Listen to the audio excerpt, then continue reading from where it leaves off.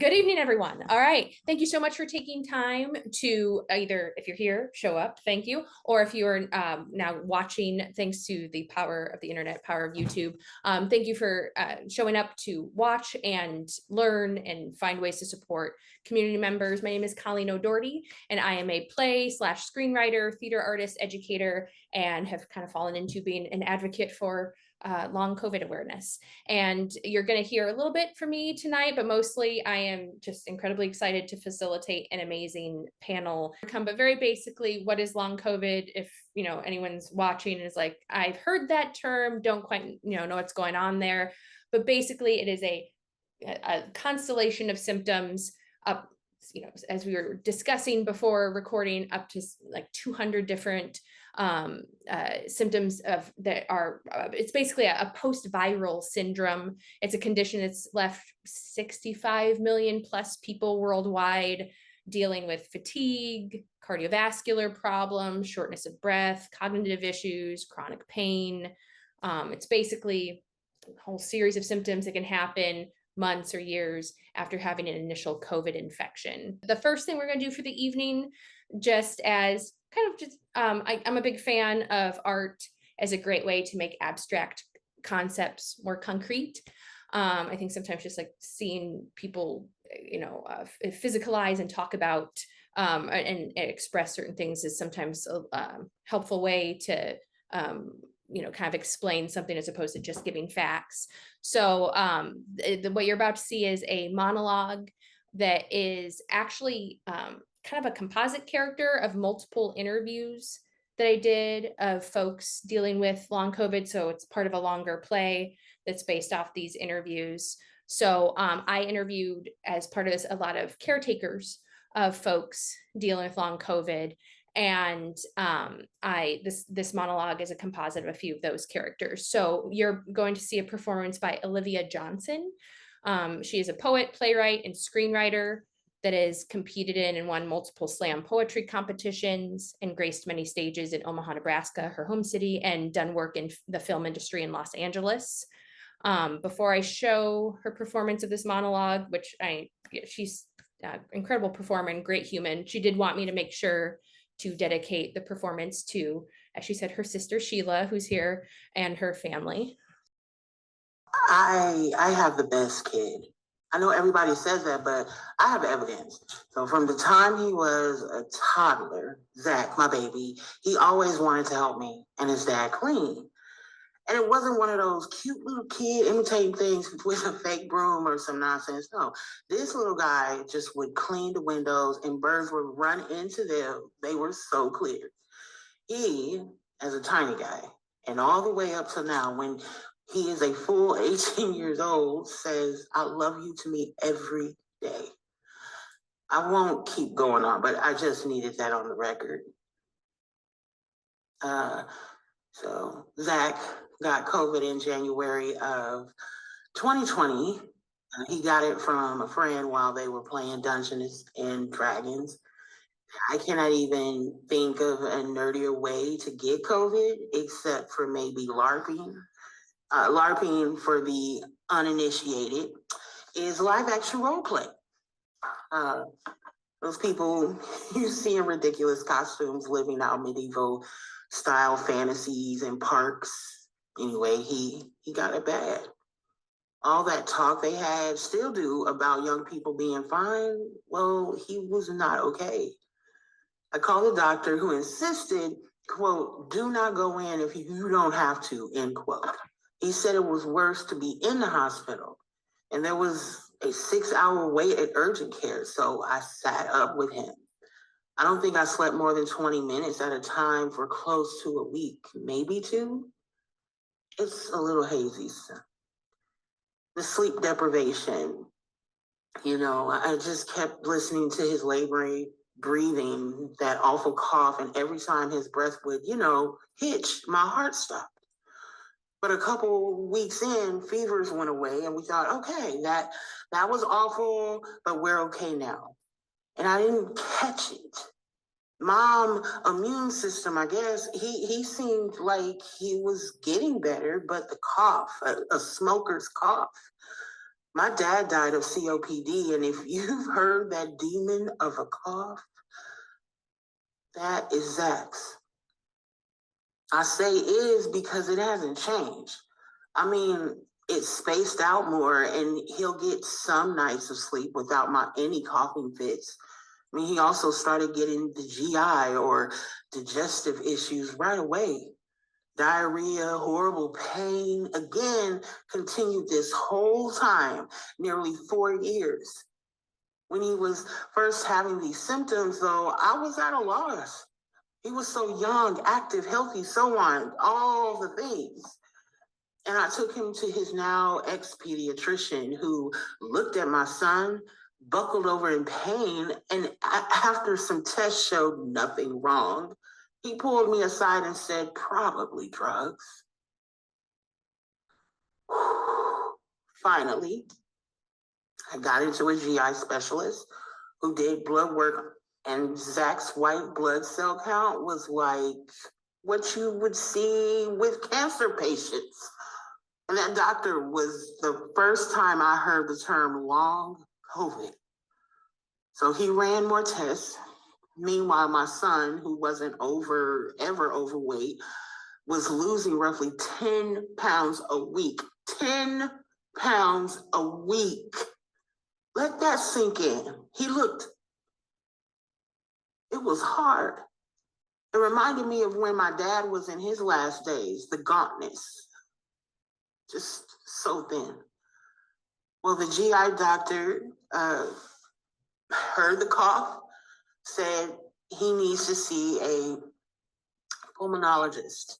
So we went, found out Zach was down to about 50% lung capacity. He's at 40% 3 years later. I feel like I have been dropped into some Lifetime movie where the sweet little kid gets cancer, except it wasn't cancer.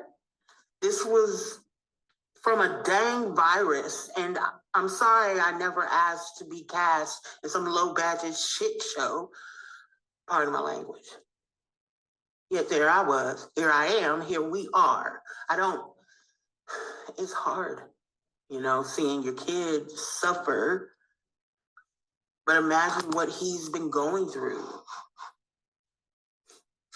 Let's play a quick game. Guess how many organ systems he's had surgeries on? 3.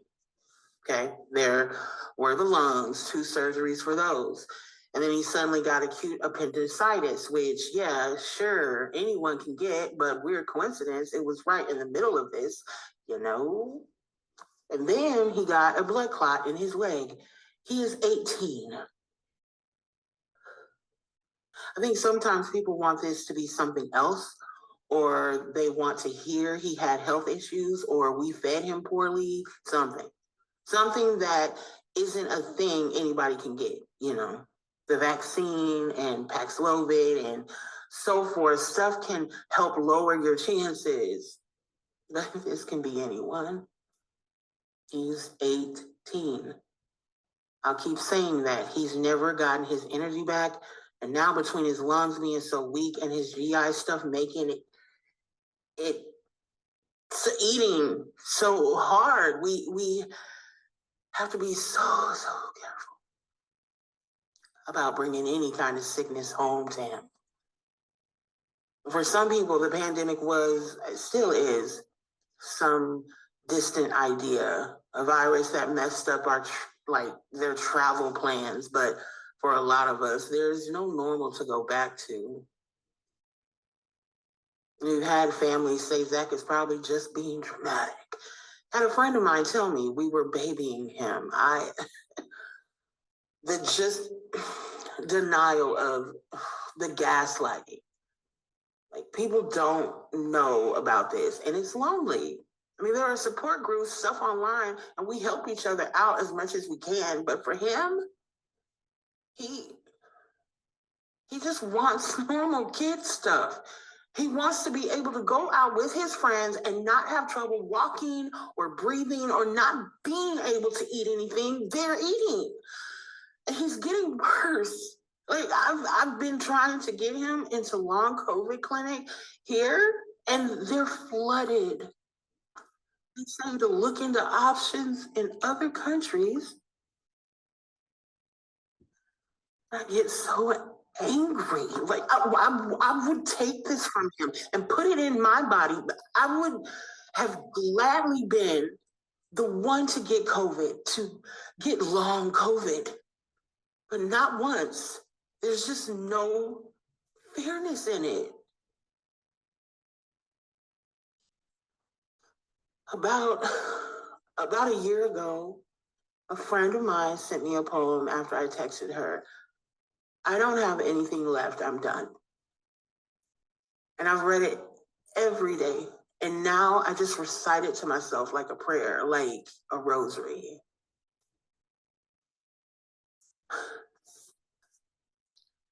To love life, to love it even when you have no stomach for it and everything you've held dear crumbles like burnt paper in your hands, your throat filled with the slit of it.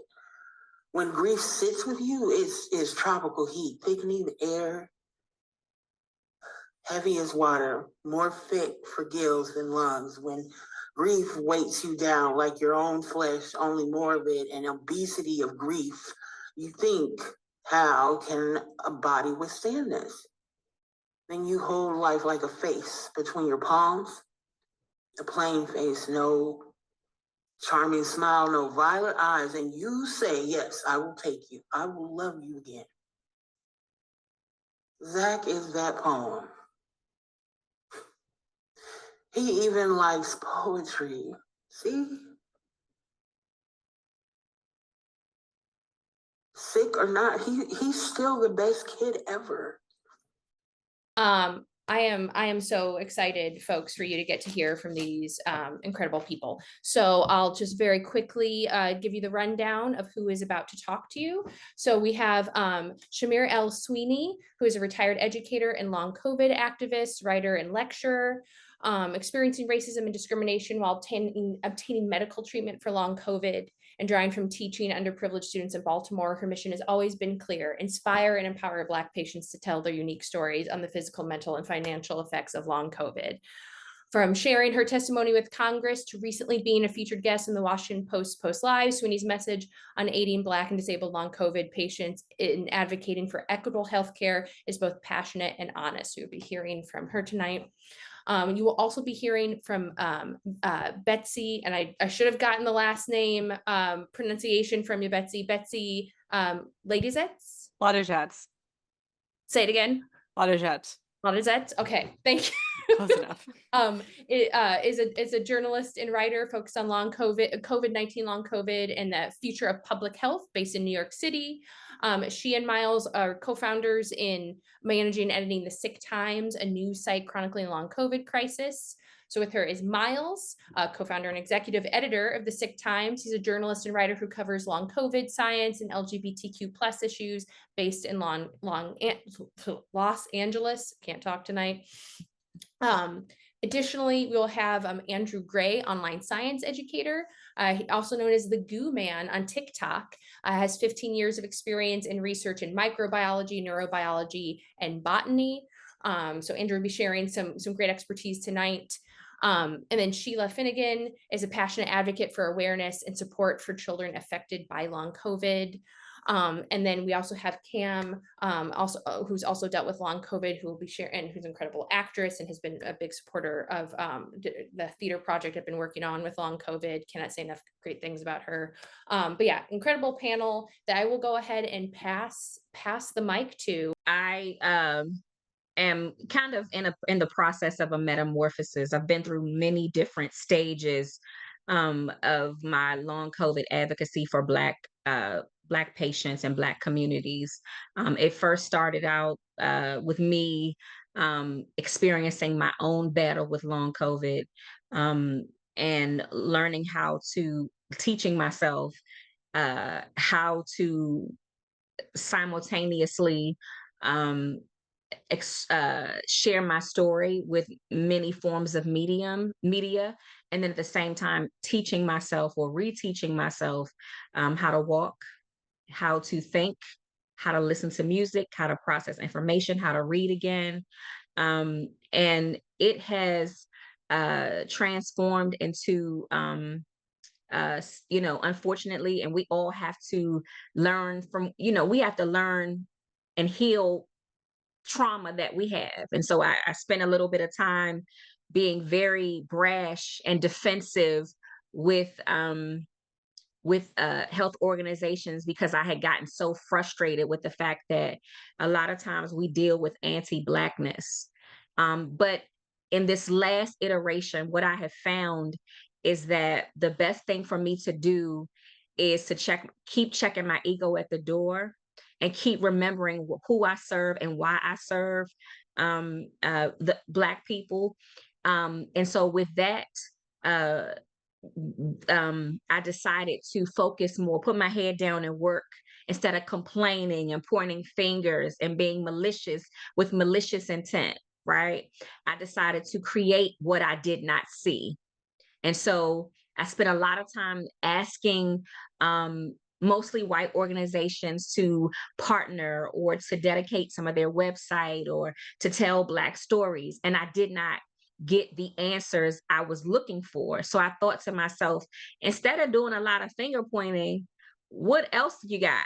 I had to question myself. And so I started to rebuild my business, the Black Long COVID Experience, and make it a place where um, it's a consulting business for health organizations who are making an investment in diverse patient collaborations and partnerships. And with that, I also, will supply, you know, um, publications and blog posts, and tell stories, get other, Black people to tell their long stories.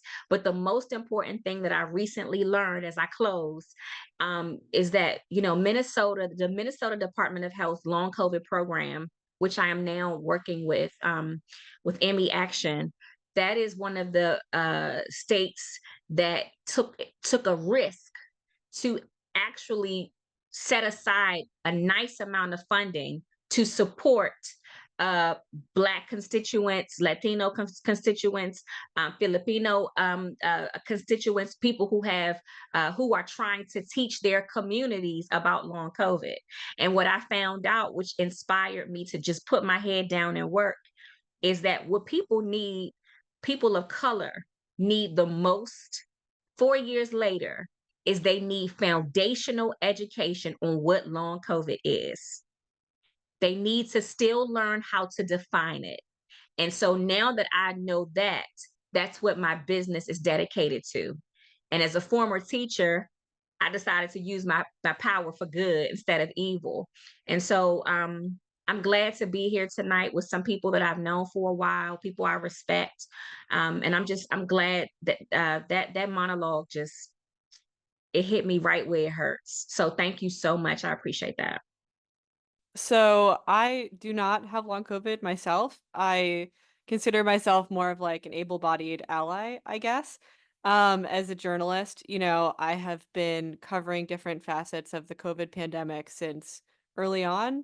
And in the last couple of years, it really became so clear to me that long COVID is intense and continuing public health crisis. And as a reporter who is interested in service journalism, is interested in public health, there's no topic I would rather be covering.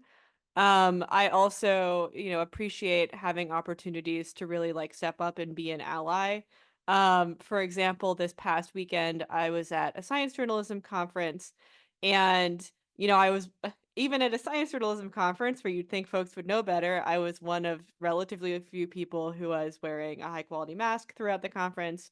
And I took it upon myself, as I often do at events these days, to be kind of loud and annoying about COVID and long COVID.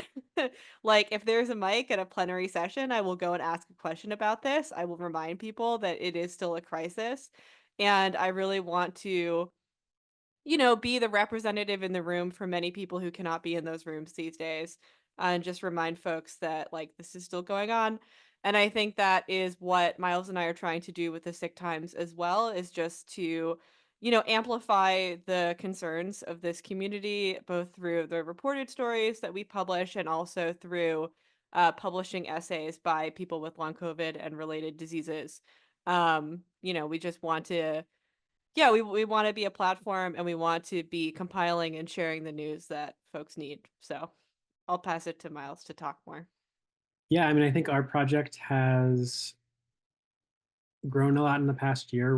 Tomorrow's our year anniversary. And I think it's just kind of shown like our socials are growing, our readership is growing, our newsletter, all these things. So it's really proven to me that there is such a need for this. I mean, I knew that when we went into it. That's why we started it, because sort of filling this niche that didn't exist yet. And yeah, it's just really proven to me how big of an issue this is. We get pitches from people around the world talking about long COVID in their communities and their countries. It is so under-recognized outside of Western countries, even by researchers in those countries. So it's been really cool to be able to speak with and work with journalists who are reporting on long COVID in Kenya or South Africa or India. Like, we've really been able to talk with and work with a lot of different people around the world. And it just shows this is a huge global issue. The most recent paper was a Nature review this fall, and it's predicting around 400 million people with long COVID around the world. So this is an issue that's not going away quickly. It's going to keep growing unless something's done about it. So yeah, I just view our project as a way to hold people accountable who are prolonging this crisis, and also a way to break the stigma on long COVID, have more people talking about it, sharing their stories. So yeah, part science, part social science. Like, it's a project that yeah, it just keeps growing, and there's a need for. So there needs to be even more projects on long COVID. There can be many publications, websites, things. We just need more. Hello, folks. My name is Andrew. I'm also known as the Goo Man on TikTok. I am an academic researcher. I got long haul COVID at the beginning of 2020, and with every reinfection, it got worse. Most of my stuff was related to neurological pieces of it. My background in neurobiology and microbiology really kind of lended me to be able to do the research part of it and figure out what was going on in the brain. And much like Shamir, I wanted to be able to put information out there in an accessible way that I didn't see, right? Because science has a big wall to it as far as being educated in the language that they use, and the access to the information that you can get. So I wanted to be a resource for people going through what I went through, because what got me to neurobiology to begin with is I had seizures when I was a kid. I had a lot of neurological issues like migraines. I had a lot of mood pieces that I wanted to solve, and then I also am neurodivergent, which is not something that was really recognized back in the 90s. So that was a big piece of my research before COVID came along. But I just want to touch on some of my symptoms too. And what made COVID so hard for me is it's taken away a lot of my cognitive function. It's made my ability to communicate kind of go down the drain. I can't focus on multiple tasks like I used to. Just again, like Shamir was talking about, I have to reteach myself how to learn and how to speak. And I used to be a public speaker. I used to be a teacher and a trainer, and COVID kind of took that from me. And I'm lucky on TikTok where I can pre-record segments, but it has been very difficult to get back the ability to communicate the way that I used to. It started with a ton of different types of headaches. My migraines increased. I started getting PNES symptoms, and I had seizure activity in parts of my limbic system.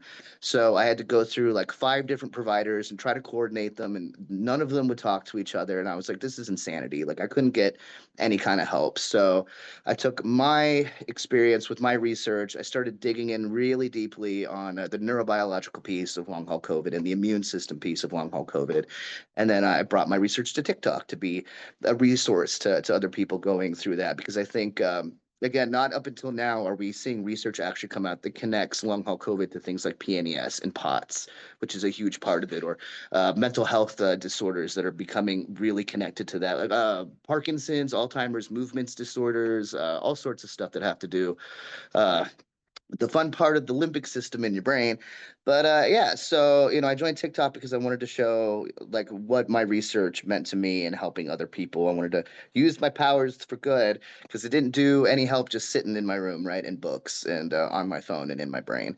So that's what brought me online, brought me into the world of long haul COVID, and it's a day-to-day thing. That monologue really got to me because it's not something that you choose. It's a great equalizer. Like I never thought I would get long haul COVID. I never thought it would take away my career. I never thought I'd have to reteach myself how to communicate with people properly or be able to focus on multiple things at once. Like it's been a journey. It's been a really hard journey. It's definitely cost me a lot of things in my life, from my housing to my career. So it's it's great to be out here and be a resource and be on this panel and be able to share my experience and my knowledge and help other people that are going through the same thing. Because I don't think there's, again, we talk about this visibility, 400 million people worldwide with long haul COVID, and you don't see a lot of providers even acknowledging that it exists. And it's heartbreaking. It was a struggle for me, just a struggle for the thousands of people that I talk to on TikTok. So it's great to be here, great to bring visibility. Wonderful to meet you guys. I'm so happy that I got invited, and yeah, that's that'll pass. I am a parent to, I know California's first long COVID child and one of our nation's first diagnosed long COVID child. I said I wasn't going to cry, but Auntie O, aka Olivia, like the story you heard, a lot of that was my son. And so that was hearing it from a family member, kind of hard. It's been, sorry, wasn't gonna cry. It's been a really, just because as you know, Colleen, we're getting ready for another surgery. And so I'm a little over emotional, but Liam, yes, nerd that he was, right before the shutdown, went and played Dungeons and Dragons with his friends whose mom had COVID. He was sick, didn't tell anybody, and went and played Dungeons and Dragons. It was 3 days before the shutdown when we were told only old people got COVID and not to flood the hospitals. And Liam got sick. Liam started running a high fever.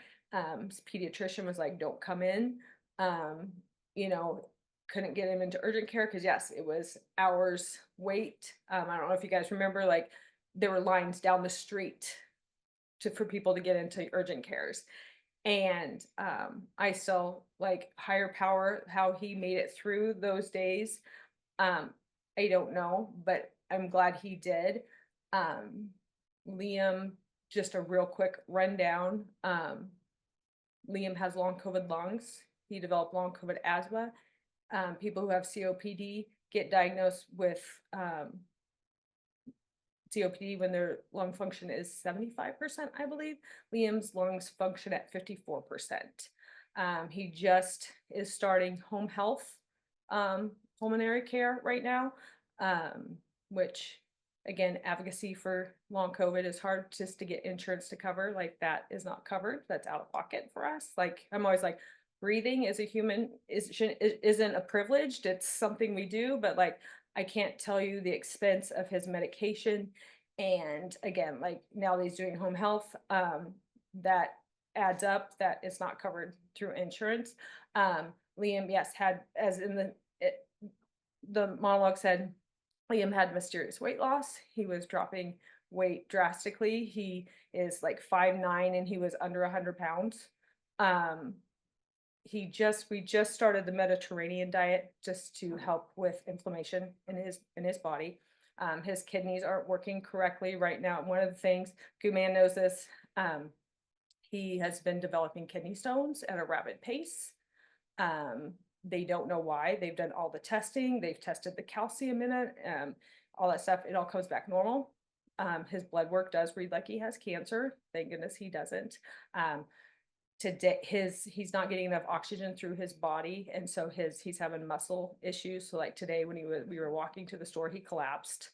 And so that's again working on the pulmonary stuff to help try to get, but that's a lot of people's muscular and joint issues is because they aren't getting enough oxygen in their circulatory system.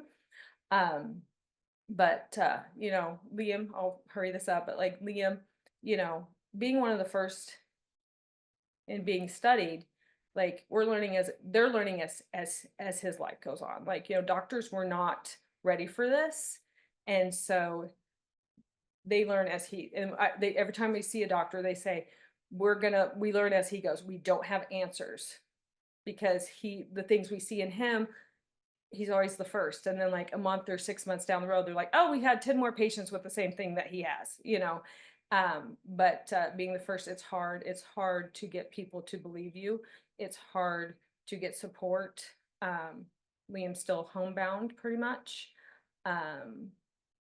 And you know, there is a psychological effect. I mean, I'm very thankful that on his COVID team there is a psychiatrist, you know, because you know, depression is real, agoraphobia is real. And just being to advocate for somebody so young is difficult because it seems like long COVID focus is definitely more on older adults than children. There's 6 million children in the United States with long COVID. And I really personally think that is a generation that really needs to be focused on because they're going to live longer than us. And so they need to be paying attention as to what is going on with children. But so that's my doom and gloom. No, thank you for sharing that. And to quickly piggyback on that, the other couple of caretakers I interviewed as part of that compositing like that monologue, one of them, her kid is finally like graduating out of pediatrics, and that's helping a little bit with some doctors hearing more, but she was getting like blood clots at like age like 16 17, and which you just don't see in kids, so yeah, it's just the way they're downplaying how kids are being impacted by this is yeah. Kam, if you would like to say anything. I got long COVID the second year, so March of 21. Um, I'm somewhere in the middle, maybe the moderate, because I wasn't severely affected like your son, and my heart just really goes out to you. And the monologue and hearing that. So I was, as I said to Andrew, or everyone, my flavor is dysautonomia, and so initially, just slamming fatigue. Like I'd get up and within an hour, I was lying on my carpeting. I couldn't do anything more. Um, Sleep issues all the time, waking up, severe depression, anxiety. Um, I called it reverse POTS. But when I lay down to sleep, my heart starts pounding, and then it would wake me up through the night. Now, what are we, 3 years later? All of it, except for the sleep part, is better. Thank God. I think I don't know, gone out of my mind, but still affects me every day. I'm actually sick right now. And it's not COVID, I tested. Yay. Um, when I get sick, it's much worse. Everything is just, I mean, yesterday I had crazy brain. It was like the bad days coming back to me, and I hated everything. And no energy. Yeah, symptoms are kind of worse. Um, just a couple of the notes. I love what you said, Shamir. Create what I wasn't hearing. That can apply to a lot of things, and that's great. That's just so cool. Um, and then let's see. I think it was Andrew had, like, when you're gaslit, or um, yeah, they're trying to pin it on your past. And I've had doctors ask that. Well, when you went through menopause, didn't you? And it was like, oh God, discounting. Okay, fine. Um, and in fact, recently, I just want to say this, a good friend who's quite perceptive was doubting it. Like, well, what's your test? What test do you take to prove it? And it's just like, I don't know, maybe medical science. Um, who was just talking, maybe yeah, Sheila was just talking about that, will find how they can test this, like what that H is going on. That would be, an advancement, and maybe, we were sort of the roadkill, unfortunately, or maybe helped with the research, helped this along. What else did I want to? Oh yeah, I mean, I'm also forgot, she's not here now, but she's in New York City. I'm also in New York City. I was most of my journey, actually, I was lucky enough that people didn't doubt me. So I was lucky that way. Uh, Random thought Facebook support group, kind of crazy with, what is it, injecting, yeah, ivermectin. And I mean, you never know. You just try to pick out, what resonates. But New York City, I went to the long haul clinic at Union Square. It's no longer there, it's somewhere else. I have a different doctor. I'm on antivirals. You know, my doctor's like, well, it could be like a year. It's like, oh, that's the evolutionarily slowly getting better part. Um, yeah, I really appreciate all of your efforts, and my heart goes out to the difficulties, and you know, some of the just like amazing whatever stuff that you've gone through that I, maybe did 1/3 of that. Like, so thank you. Thank you. Thank you for sharing, Cam. And definitely, don't no need to downplay. You've been on your own journey for sure, having talked to so thank you for sharing your time. Well, yeah. Well, the audience, those of you that are here, if there's any questions you want to be sure to ask, I want to give you an opportunity. Like, if you want to drop them in the chat. I just had a couple I was going to open up with, but panelists, I just want to kind of say a general thing. Anything you want to share or add to whatever question I asked. Jump in. Like I said, so much brain power on this panel. I'm like just so thrilled. One question or thought I wanted to pose was, what when people are kind of out in the world, I know I meet plenty, I'm sure you do too, there are people that really just like, they hear long COVID and they don't know what that is. They're just like, they're either lucky enough to not know someone, or somehow not be touched by it, or have to see anyone see anyone suffer with it, or maybe they haven't read about it, so they just kind of vaguely know what it is. What is kind of the basic summary statement that you give to folks who explain long COVID? One of the parts of Betsy and I's job is trying to like break down the complexity of it and make it more accessible. So we put together these resources, and so that was sort of a challenge of like defining what is long COVID. So I thought of this question a lot. I always sort of describe it as it's a multi-systemic illness. So I just tell people it affects every organ system in your body. And that's why there are so many symptoms. And that's why it presents differently in different people. And then I think comparisons can be helpful. So we know that it has one of the theories is viral persistence, which is common in some diseases. It's also, another theory is autoimmunity. So saying it's kind of like an autoimmune illness. There's a lot of similarities with MS and lupus and these other things. And I think that sometimes helps people because people have heard those types of things, and they have a comparison and they can say, oh, like, or I know someone who has MS and it's really difficult. So sometimes that can kind of help alleviate some of it, or at least some of the doubt sometimes. And then also you can sort of send them studies or resources on how serious it is and actually ask them to read it. Because I think a lot of people just see it in headlines and don't actually engage with it. Another way to describe it is it has a worse quality of life than some end-stage cancers, especially more severe presentations. So really giving that context to people, I think, can sometimes be helpful. Miles, I love that. I want to jump into because I love using the word inflammation because people are very familiar with the word inflammation. So I'm like, it's a systemic, full body inflammation. Like I talk a lot about the viral persistence theory on my page and the connection with autoimmune diseases. And I'm like, it's like having an all over autoimmune disease that can basically do different things at different times, and they just don't know what it is at this point. Like for some people, it's neurological. For some people, it's a multi-organ thing. For some people, it's gastrointestinal. Some people, it's all of it. So that's like I'm very similar in how I describe it to people. I just use the word inflammation because they're like, oh yeah, I know that word. I know inflammation. In the Black community, uh, it has been, it is, it is, it has been, it's almost like,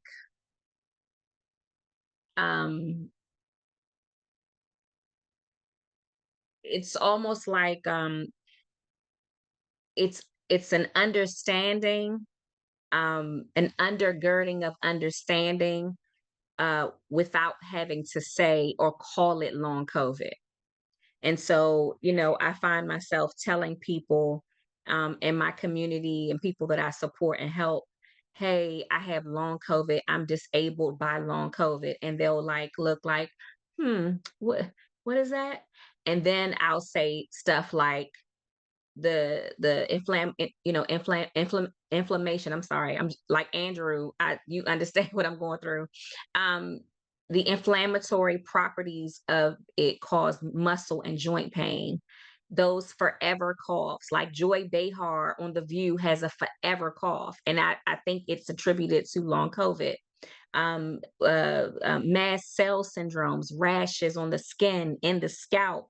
My eyes, I have a continuous cycle of blepharitis where my eyes in the corners get very crusty and nasty, because my body is experiencing an a cytokine of inflammation, right?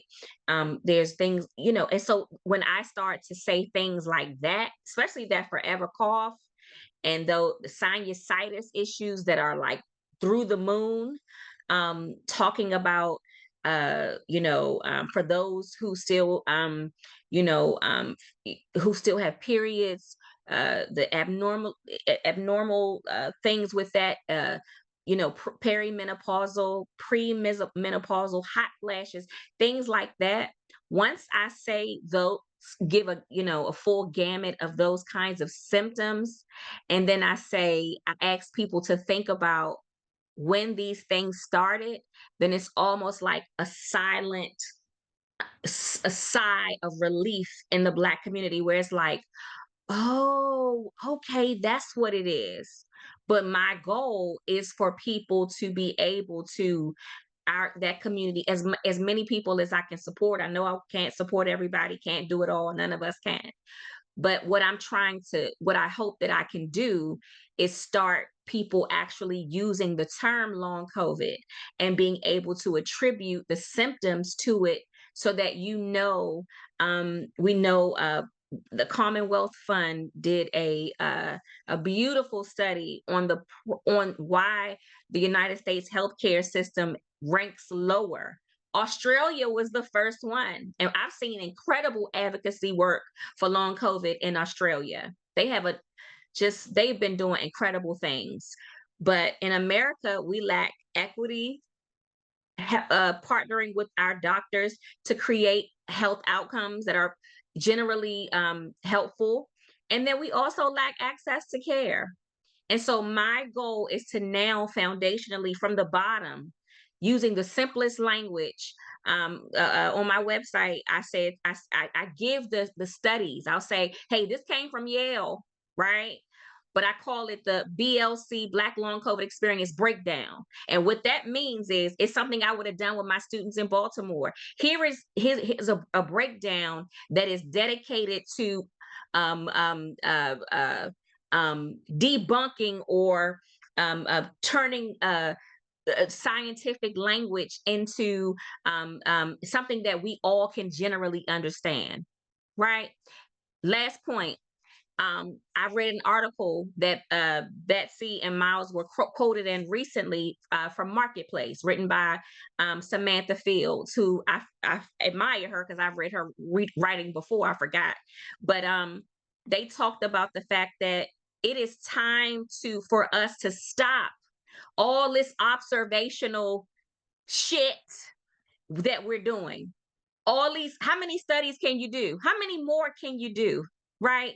Because this is affecting, how much money, how much can you do with $2.2 billion?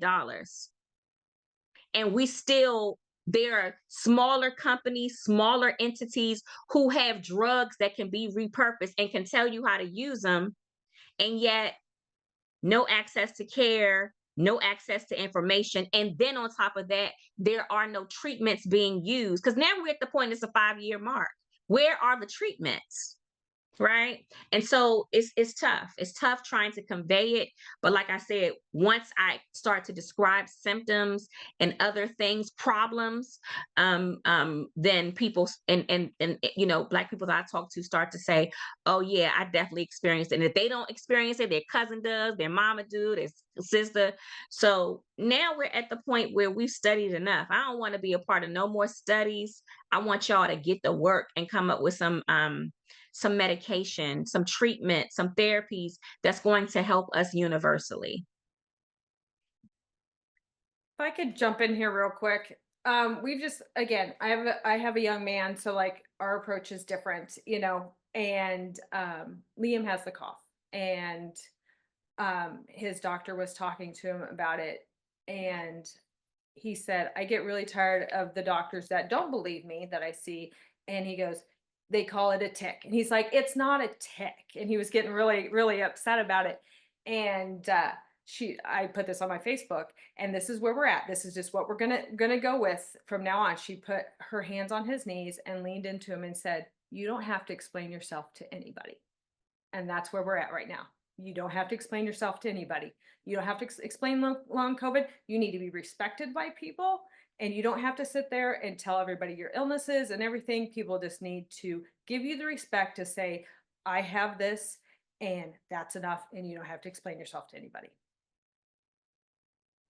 I want to jump in there too because I was told mine was psychosomatic after I had my EEG done, and I went through a couple different providers because I went through a neurologist, I went through a regular GP, I went to an immunospecialist, and they're like, "Oh, we just think it's in your head," and I'm like, "How do you think this is in my head?" Like, ridiculous. I'm sorry that they said it was ticks. It just makes me want to, you know, yeah, yeah, it's ridiculous. No, those are all, yeah, beautiful, great answers. And yeah, no, the medical gaslighting. I'm so glad though a doctor actually yes, say you don't have to explain yourself. But no, thank y'all for those beautiful explanations on kind of how to break that down to folks. Can I add something about treatment? I mean, I totally, completely, absolutely agree. For years, for months equals years. It's like, no, tell me what to do about this, and they treat symptoms. Um, no, I'm so mad I forgot what my point was. Cam, can I Uh, ask you what antivirals you're on for treatment? I was interested when you mentioned that yeah, earlier because I remember what I was gonna say. Yeah. Um, that, oh shoot, no, I forgot it. Oh yeah, when I try reading these scientific articles, mast cell, I don't get it. I mean, I understand they're trying to get at the cause, but I mean, and maybe it is really complicated like that, but to get to like an answer of what's going on so they can find the treatment. So this is more of a question. It's not, I don't, that's my experience. I try to read those articles from Yale and MIT or whatever. I'm on uh, valaclovir, something, valacyclovir, and valacyclovir.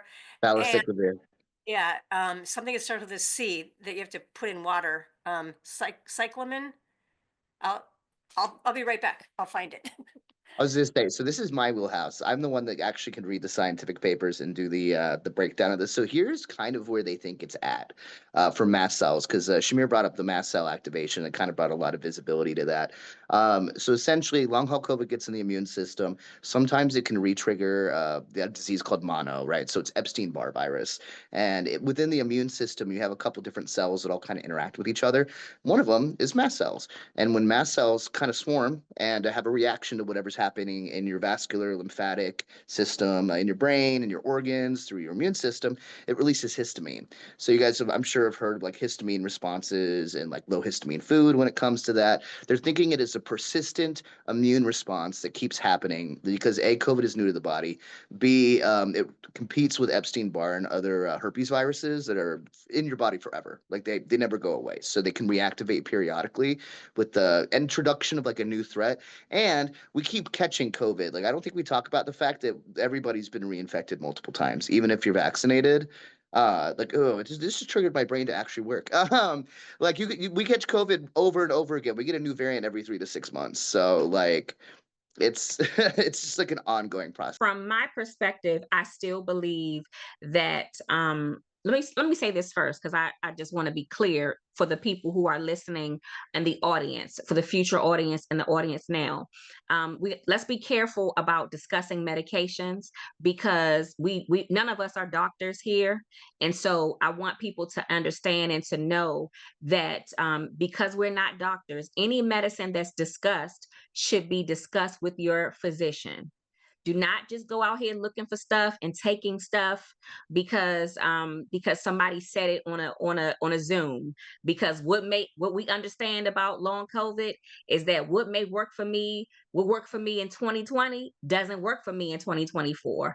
What may work for you ain't gonna work for me. So let's just be careful about that. I'm very clear about that.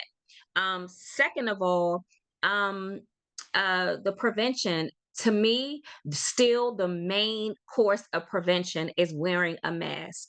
And I know, oh God, sometimes it does suck. I'm relegated to home most of the time because I just refuse to go places without a mask, right? And I have to accept the fact that people don't feel that way. But the ways that people can support, and what I'm hoping to do, is have more engaging conversations about including white people, about the test and the treatment things and the options that they have as far as having a privileged access of care, to discuss with Black people. Because I'm gonna tell you this, I have a really good friend who lives in Colorado, love her to death, white woman, salt of the earth. And one day I just happened to ask her, I said, how many tests have you had in the last 4, almost 5 years? And she gave me a spreadsheet of tests. And I said, well, damn, I've only been tested and offered to be tested for half of these, if that. And so we need to start sharing our like real community information. You cannot cure, none of us can cure all of the healthcare science trauma that Black people have experienced since before the Emancipation Proclamation, and then thereafter at the presenting of public health services. Right? Black people have always been at the bottom of the barrel, which is why we're so skeptical of science and medicine, because our bodies were used, and all we remember is the trauma of what it was like to have somebody have complete control over your body, what we know now is we want autonomy over our body.